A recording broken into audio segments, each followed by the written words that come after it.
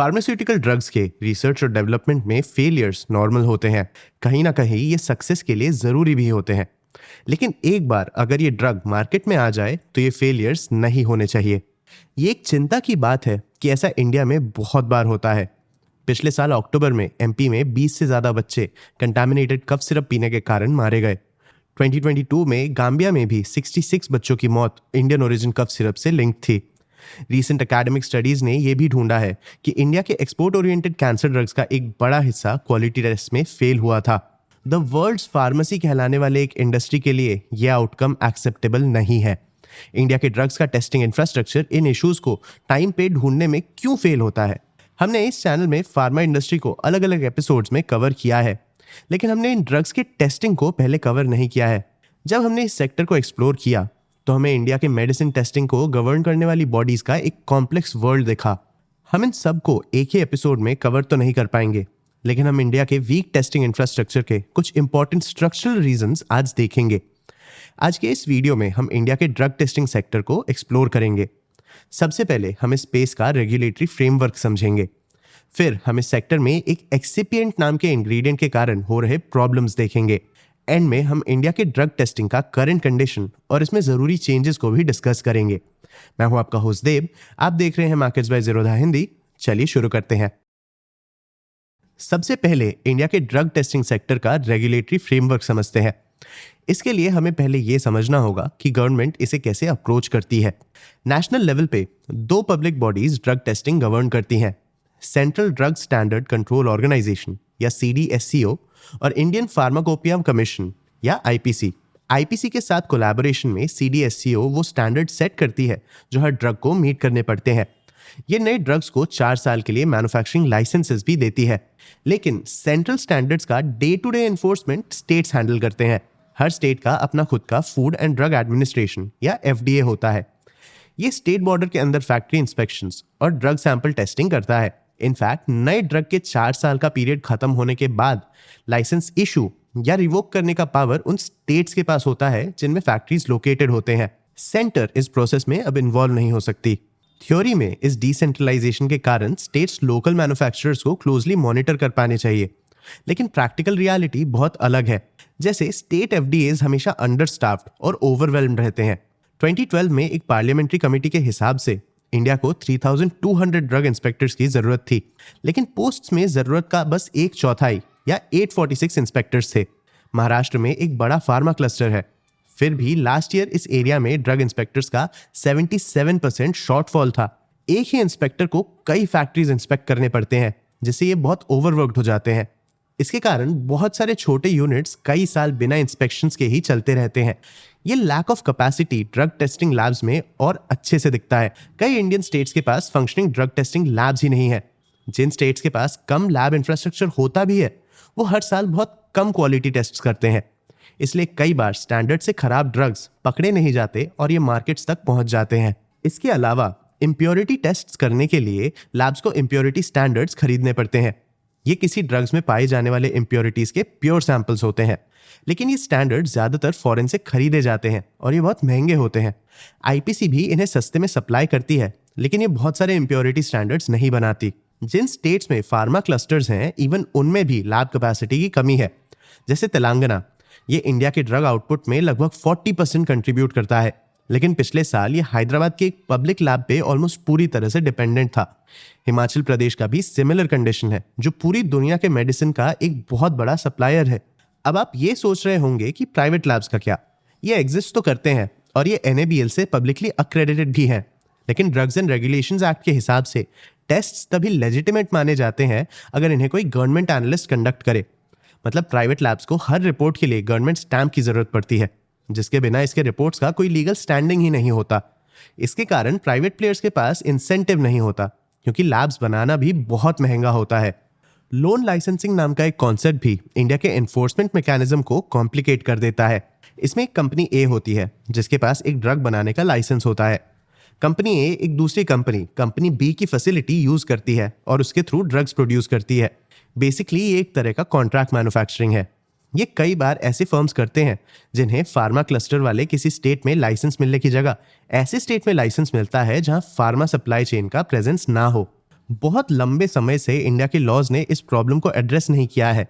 तो जब कुछ गलत होता है तो अकाउंटेबिलिटी काम नहीं करती। सोचो, अगर कंपनी ए तेलंगाना में अपने प्रोडक्ट्स बेचती है लेकिन कंपनी बी की फैक्ट्री कर्नाटका में लोकेटेड है, इस केस में रिस्पॉन्सिबल कौन होगा? कर्नाटका को फैक्ट्री के अगेंस्ट एक्शन लेना पड़ सकता है, लेकिन इसके बारे में इसे पता तब चलेगा जब तेलंगाना इसे इन्फॉर्म करता है, अगर तेलंगाना को प्रॉब्लम पकड़ में आता है।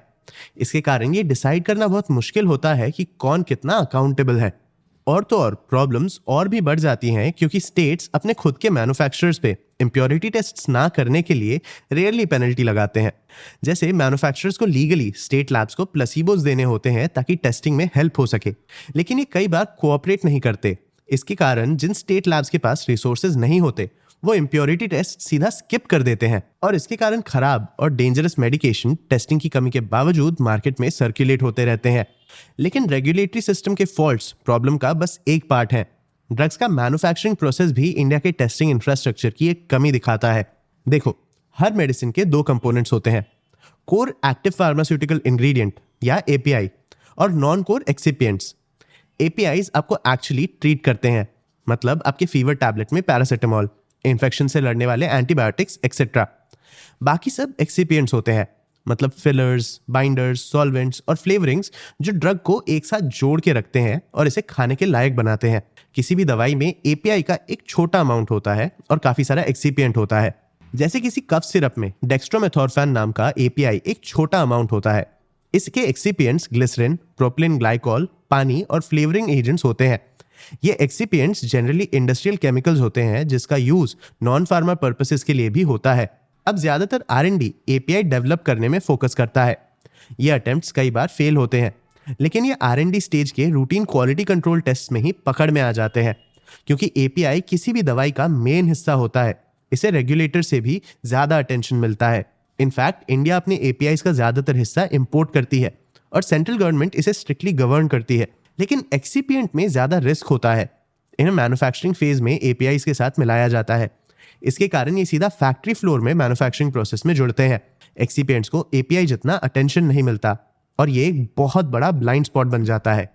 देखो, एक्सिपिएंट्स के स्टैंडर्ड्स सेंट्रल गवर्नमेंट सेट करती है, लेकिन एक्सिपिएंट्स पे स्पेसिफिक रेगुलेशंस की कमी है। इनफैक्ट काफी समय तक इसी बात का कोई ऑफिशियल गाइडलाइन नहीं था कि किसी ड्रग में कितना एक्सिपिएंट यूज किया जा सकता है। और लास्ट ईयर तक तो ब्रांड्स को अपने एक्सिपिएंट्स के की इंग्रेडिएंट्स लेबल पे मेंशन करने के लिए फोर्स भी नहीं किया जाता था। जरा सोचो, आपके पास ये जानने का कोई तरीका ही नहीं होता कि आप जो कफ सिरप पी रहे हो उसमें कौन से केमिकल्स डाले गए हैं। 2022 के गाम्बिया इंसिडेंट का एग्जाम्पल लेते हैं। यहाँ ड्रग्स में दो टॉक्सिक इंग्रेडिएंट्स मिले, डाईएथिलीन ग्लाइकॉल या डीईजी और एथिलीन ग्लाइकॉल या ईजी।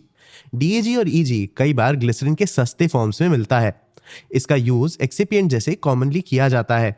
इनफैक्ट डीईजी और ईजी पॉइजनिंग पास में दूसरे देशों में भी कॉमन था, लेकिन इस हिस्ट्री के बावजूद सेंटर ने डीईजी और ईजी टेस्टिंग के लिए इस इंसिडेंट तक कोई मैंडेट ही सेट नहीं किया था। लीगल फ्रेमवर्क के अलावा हमारा सप्लाई चेन भी एक्सिपिएंट क्वालिटी ओवरसी करने में फेल होता है। एक्सिपिएंट्स कई बार कमोडिटी केमिकल सप्लायर से डोमेस्टिकली सोर्स किए जाते हैं, जिन्हें बहुत कम स्क्रूटिनी फेस करनी पड़ती है। तो कॉस्ट्स बचाने के लिए सप्लायर फार्मा ग्रेड ग्लिसरीन की जगह डीईजी वाला सस्ता ग्लिसरीन बेच सकते हैं।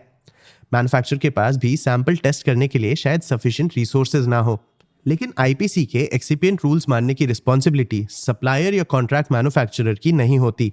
ये रिस्पॉन्सिबिलिटी ब्रांड की होती है। सप्लाई चेन प्रॉब्लम और भी बिगड़ जाता है जब ये देखा जाता है कि लो क्वालिटी ड्रग्स स्टेट्स के बीच कैसे मूव करते हैं। ज्यादातर केसेस में ब्रांड एक स्टेट में होता है और मैन्युफैक्चरर दूसरे स्टेट में, और शायद सप्लायर किसी थर्ड स्टेट में होता है। सिर्फ होस्ट स्टेट के पास लाइसेंस रिवोक करने का और एक्सिपिएंट्स अप्रूव करने का पावर होता है। ये दूसरे स्टेट्स में प्रोसेसेस ओवरसी नहीं कर सकते और सेंट्रल गवर्नमेंट भी ऐसा नहीं कर सकती। इंडिया ने धीरे धीरे अपना रूल मेकिंग एक्सिपिएंट्स की तरफ भी फोकस किया है, लेकिन इसका एनफोर्समेंट स्टेट्स में अभी भी अनइवन है। इनफैक्ट 2022 से डीईजी और ईजी टेस्टिंग मैंडेटरी होने के बावजूद लास्ट ईयर एमपी में डीईजी पॉइजनिंग के कारण ही बच्चों की मौत हुई थी। और तो और गाम्बिया इंसिडेंट के बाद से इंडिया अब एक स्प्लिट पर्सनालिटी वाले रेगुलेटरी मॉडल के साथ ऑपरेट करता है। चलिए अब इसे भी समझते हैं। इंडिया को फार्मेसी ऑफ द वर्ल्ड का स्टेटस जेनरिक मेडिसिन का एक्सपोर्ट पावर हाउस बन के मिला, लेकिन ग्लोबल स्क्रूटिनी ने इस रेपुटेशन को थ्रेटन किया है। आफ्टर ऑल इंडिया के थ्रू कई पुअर नेशंस का मेडिसिन रूल भी डिसाइड होता है, जो इंडिया से सस्ते मेडिसिन इंपोर्ट कर रहे होते हैं। तब से हमने एक्शंस लिए हैं, लेकिन सिर्फ उन मेडिसिन के लिए जो कंट्री से बाहर जाते हैं। लेट 2022 से बहुत सारे हाई रिस्क मेडिसिन जैसे कफ सिरप्स, बायोलॉजिक्स, वैक्सीन्स एटसेट्रा को डायरेक्टली CDSCO के गवर्नेंस के अंडर लाया गया। इंडिया को कुछ हद तक ये एक्शंस WHO ओवरसाइट के कारण लेने पड़े। साथ ही साथ जो नेशंस हमारे ड्रग्स इंपोर्ट करते हैं जैसे EU और US, वो ड्रग अप्रूवल के बारे में बहुत स्ट्रिक्ट है। लेकिन इंडिया में सेल होने वाले ड्रग्स के लिए रूल्स में कोई खास चेंज नहीं आया है। सेम कफ सिरप को अगर एक्सपोर्ट के लिए मार्क किया जाता है तो इसे टफ स्क्रूटिनी फेस करना पड़ता है। लेकिन यही कफ सिरप अगर आसाम या उत्तर प्रदेश जैसे डोमेस्टिक डेस्टिनेशन के लिए मार्क हुआ हो तो इसे उतने स्क्रूटिनी फेस नहीं करने पड़ते। लेकिन इंडियन कंज्यूमर्स अभी भी same under resourced fragmented system पे रिलाय करते हैं। ये 2-tiered सिस्टम गलत इंसेंटिव्स बनाता है। मैन्युफैक्चरर को ये पता रहता है कि कौन से बैचेस एक्सपोर्ट होंगे और उसे सेंट्रल गवर्नमेंट का टेस्टिंग फेस करना पड़ेगा, तो इन बैचेस को अच्छे से बनाया जाता है। लेकिन वो सेम मैन्युफैक्चरर डोमेस्टिक मेडिसिन के लिए कॉर्नर्स कट कर सकता है, क्योंकि ये स्टेट अथॉरिटी से पकड़ में आना एक्सपेक्ट नहीं करता। इंडिया पूरी दुनिया के सबसे पावरफुल फार्मा इंडस्ट्रीज में से एक है। हमारे फार्मा इंडस्ट्री के कारण उन गरीब देशों को दवाइयां मिल पाती है जो वेस्टर्न मेडिसिन अफोर्ड नहीं कर सकते। लेकिन इसके कारण इस इंडस्ट्री पे एक जिम्मेदारी आती है जो बस एक्सपोर्ट होने वाले मेडिसिन तक ही लिमिटेड नहीं रह सकती। इंडिया का मेडिसिन में क्वालिटी कंट्रोल हमेशा से एक प्रॉब्लम का कारण रहा है। इंडियन कंपनीज अपने ड्रग्स के क्वालिटी के बारे में फेक डेटा भी प्रेजेंट कर चुके हैं। रैनबैक्सीज प्रॉब्लम का एक एग्जाम्पल है जो अब इंडिपेंडेंटली ऑपरेट नहीं करता। आपको क्या लगता है, इंडिया अपने ड्रग्स क्वालिटी टेस्टिंग के डोमेस्टिक कंडीशंस कैसे इंप्रूव कर सकता है? अपने व्यूज हमें कमेंट सेक्शन में जरूर बताना। आगे आप कौन से टॉपिक्स पे वीडियोस देखना चाहते हो ये भी हमें कमेंट सेक्शन में जरूर बताना। अगर ये वीडियो आपको इन्फॉर्मेटिव लगा तो इसे लाइक और शेयर जरूर करना। ऐसे ही और वीडियोस के लिए चैनल को सब्सक्राइब भी कर लेना। आज के लिए इतना ही, मिलते हैं अगले वीडियो में।